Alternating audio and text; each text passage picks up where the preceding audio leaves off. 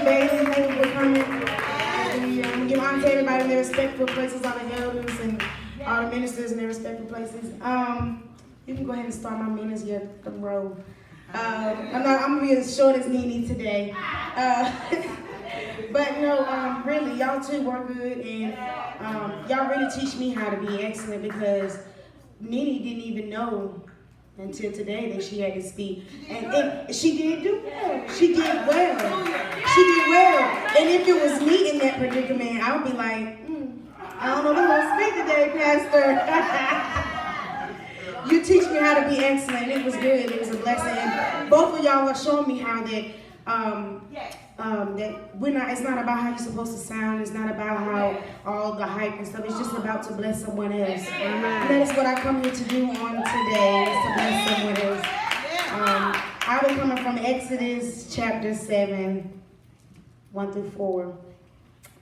And it reads, "And the Lord said unto Moses, See, I have made thee a god to Pharaoh, and Aaron thy brother shall be thy prophet.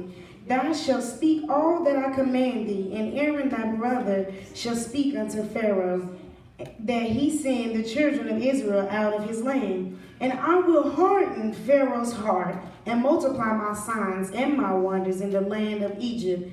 But Pharaoh shall not hearken unto you, that I may lay my hand upon Egypt, and bring forth my armies and my people, the children of Israel, out of the land of Egypt, by great judgments." Get you past my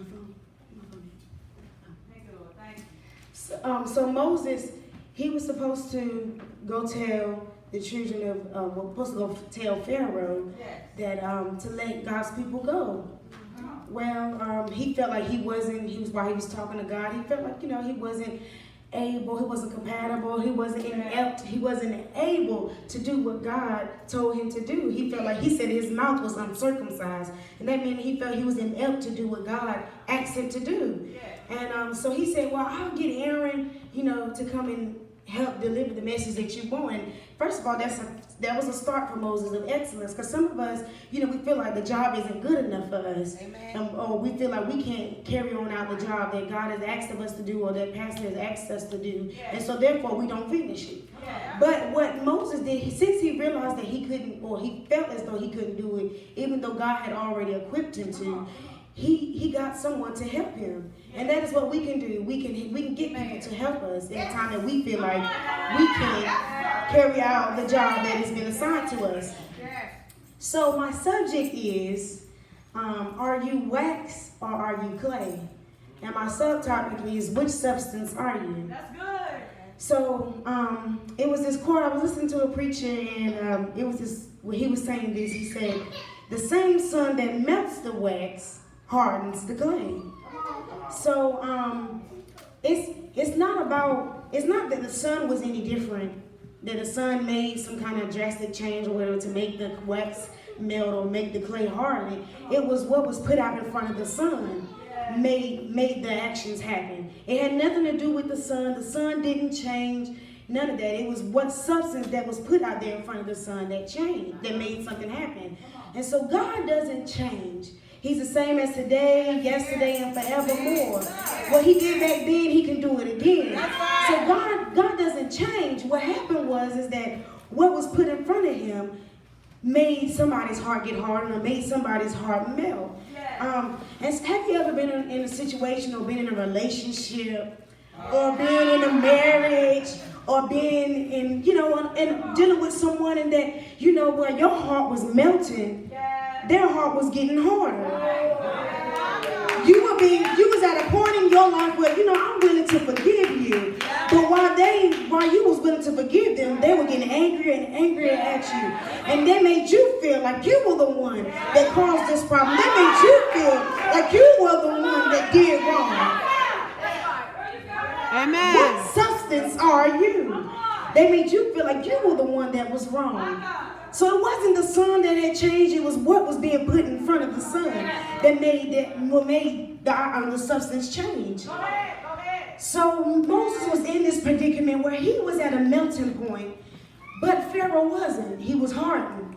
He was he felt hardened, and his heart was hardened. It wasn't that, and so some of us feel as though that God was the one that made this happen, and we feel like, well, how can he make, in the Old Testament, he made somebody's heart hardened. In the New Testament, he made the unjust judge heart melted.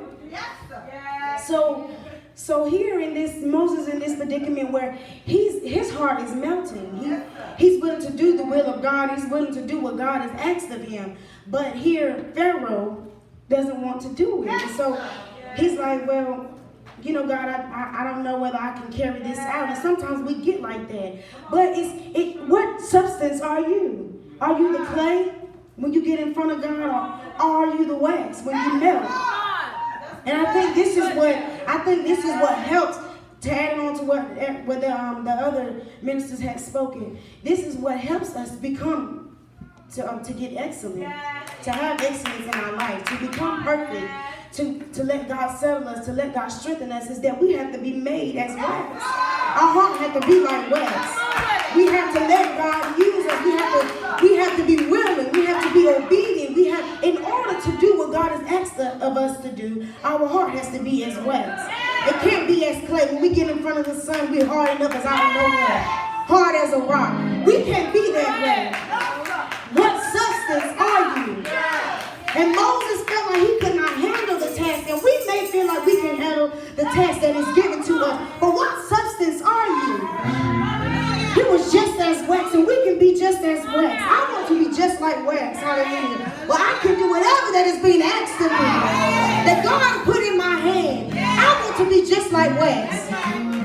What substance are you?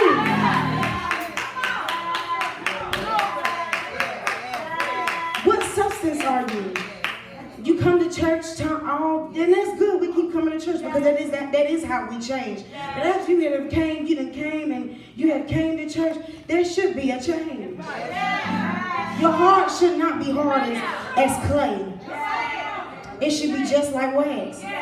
Whatever is being preached unto you, you should be trying to apply it to your life. Who wants to be like wax? I want to be just like wax. I want to be melted. I want my heart to melt, so that God can mold me, so that I want to be in the potter's hand, so God can make me. I don't want to be already made when I get put in his hand. What substance are you? Pharaoh was hard. He was just like clay. And in the New Testament, it tells you not to harden your heart. And Pharaoh, his heart was hardened, and he knew what excellent was. He knew the right thing to do. And that is pretty much what excellent is just to do the right thing to do. You know the right thing to do. And he knew the right thing to do. He knew to let those people go. He knew that he wasn't treating those people right. He knew that. He knew that. And but because he didn't have a heart as wax, because he was made like clay, because he didn't have excellence, and he didn't want to have an excellent spirit. All that trouble that came upon him because he didn't want to have a heart as wax. All that trouble came upon him because he didn't want to be excellent. The plagues came. God said it right here. We read it. That God sent his armies to get him, because he knew. That's why he told Moses, God did not make his heart harden. He just knew what was coming in front of him. He knew what substance what was taking place. And so this is what happens to us when we don't want to have excellence in our life. We be just like Pharaoh. We become just like Pharaoh. We have problems in our life. We have issues in our life, right? We have plagues in our life that come to attack us because we did not want to be excellent, because we have a heart made as clay. What substance are you? I want to be made as wax, y'all. What substance are you?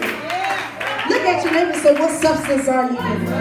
What substance are you? Are you wax or are you clay? Please pray for me.